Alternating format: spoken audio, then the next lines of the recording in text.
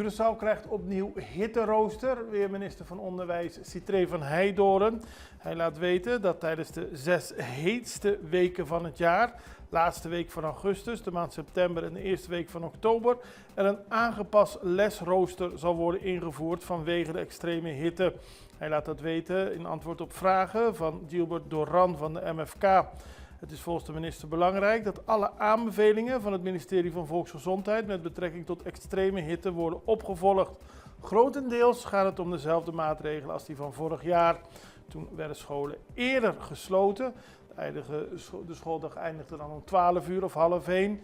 En zodra er door de meteorologische dienst een hittewaarschuwing werd afgegeven.